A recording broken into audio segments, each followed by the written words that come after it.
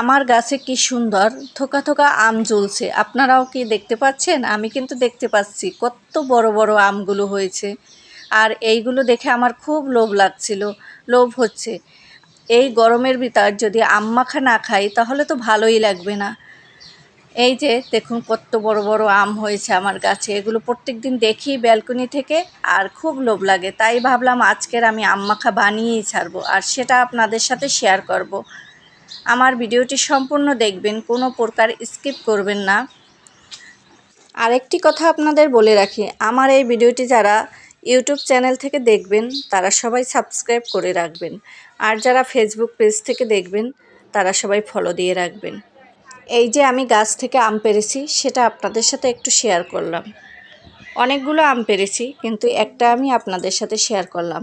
আর আমি এখানে 4টা আম ভর্তা বানাবো, সেজন্য আমি 4টা আম ভালো করে ধুয়ে নেব। পানি নিয়েছি বাটিতে, এক এক করে সব আমগুলো দিয়ে দিলাম, 4টা আম। এবার ভালোভাবে এটা পরিষ্কার করে নিতে হবে, কারণ আমগুলো নিচে পড়ছিল, বালু ছিল নিচে, ময়লা বালু, সেগুলো ভালো করে পরিষ্কার করে তারপর নিয়ে নিতে হবে, তা না হলে ওই বালু আমের ভিতর ঢুকে যেতে পারে। এই যে আমি বাটিতে এখন ধোয়া আমগুলো রেখে দিচ্ছি। আমার ভিডিওটি কেমন লাগে আপনারা কমেন্ট বক্সে জানিয়ে যাবেন। এখন আমি এই আমগুলো ছিলিয়ে নেব।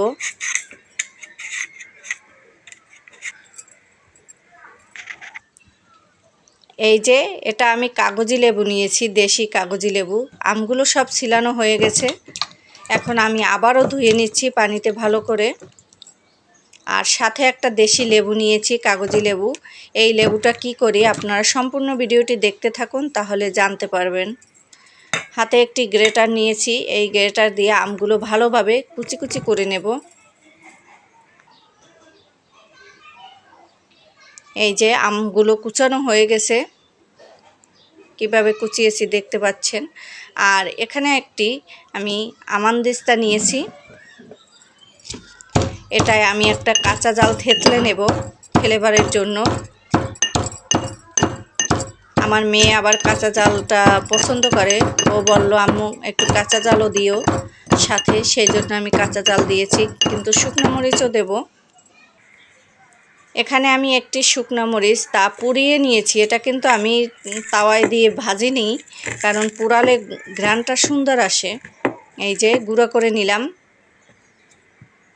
তারপর পেঁয়াজ কুচি করে রেখেছিলাম সেটা দিয়ে দিচ্ছি। বেশি দেওয়া যাবে না, বেশি পেঁয়াজ দিলে ভালো লাগে না আমার মনে হয়।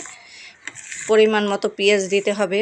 পেঁয়াজটা ভালোভাবে লবণ দিয়ে তারপরে একটু মেখে নিলাম পেঁয়াজ আর মরিচ। এখন আমি কাঁচা জালটা যে থেতলে রেখেছিলাম সেটা দিয়ে দিচ্ছি ফ্লেভারের জন্য।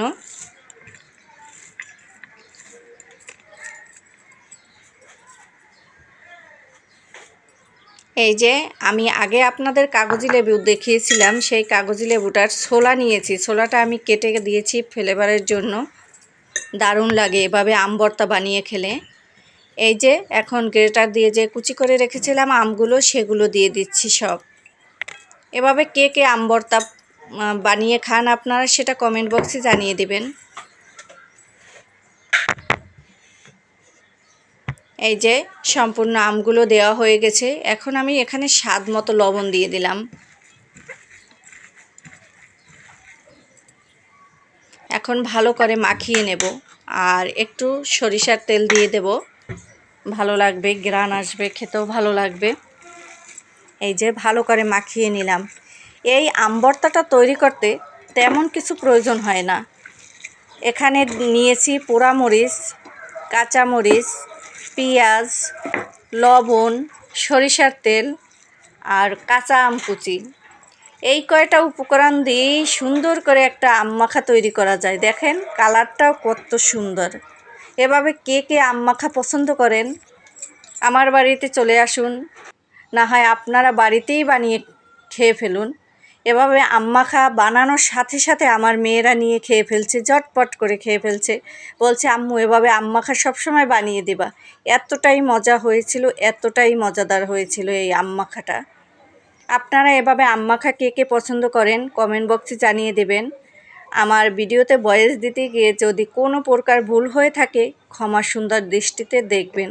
আর এভাবে ভিডিও যদি আপনাদের পছন্দ হয় কমেন্ট করবেন, তাহলে আমি আরও সুন্দর সুন্দর ভিডিও আপনাদের উপহার দেব।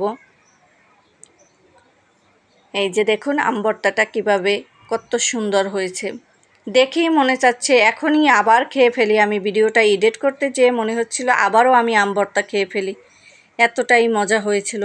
সবাই ভালো থাকবেন, সুস্থ থাকবেন। পরবর্তী ভিডিওতে কথা হবে। আল্লাহ হাফেজ।